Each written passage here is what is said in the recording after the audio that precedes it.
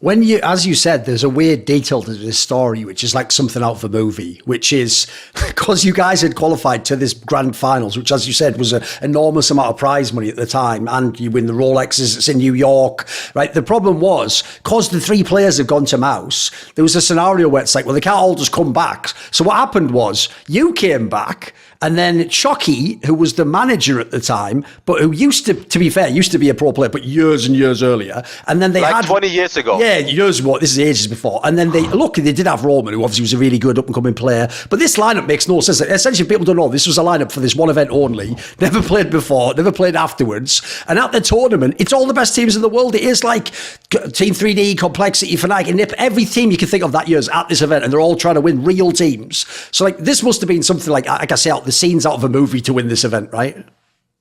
Yes. 2 years before I did my German stuff you have to do after school, like going to military or doing something else. I did something else, and I had saved enough money to buy a Rolex. Yeah, and I wanted to buy a Rolex, and I said to my parents like crazy, yeah, I will buy a Rolex, and you can do anything because I'm 18 years old, blah blah blah. And my mom said to me, you can't just buy a Rolex, you have to earn it. And it was like, fuck, it's really stuck here, and it was so painful, so I did not buy a Rolex. So for me, it was absolutely like a film. I'm not a spiritual guy, I'm not believing in big things, but I believe in, what's the word? Destiny or something? Destiny, thank you.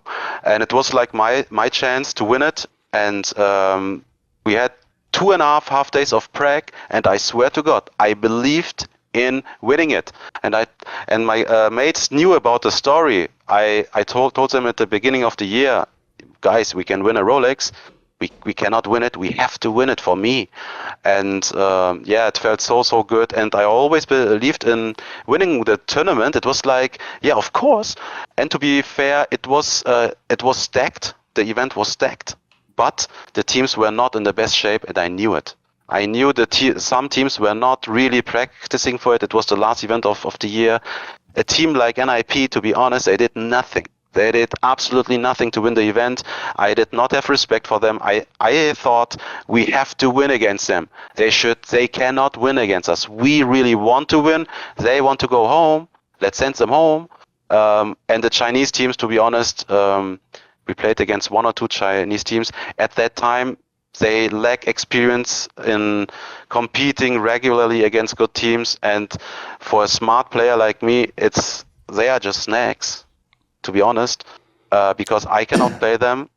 I know I don't aim too much against them, but I will outplay them every single round, easy peasy. And if you say, or if you have said you will face, I think it was 3D in the finals. Yes. I would say, yeah, come on. They are nothing. I think just against SK, we were the underdog in my eyes. The rest was, we have to win. So it was, of course, a mini surprise. But to be honest, I was there to win the tournament. And I told all of my mates, we can win this shit. This is not like we are the big underdog. No, the other teams are not that good. They are not in shape. Let's go. Since, as we said, with the whole circumstance of how you left aTTaX and went to Mouse Sports, at the time I remember, because it's almost like it's like if someone goes from Real Madrid to Barcelona in football, like all the fans are going to hate on you for the first year. They're going to be like, oh, fuck this guy, right? Do you think the fact that people obviously at the time were sort of hating on you, did winning this like one title for aTTaX, like in the last thing, do you think that sort of made up for it? Did you feel like it cleared the deck, as it were?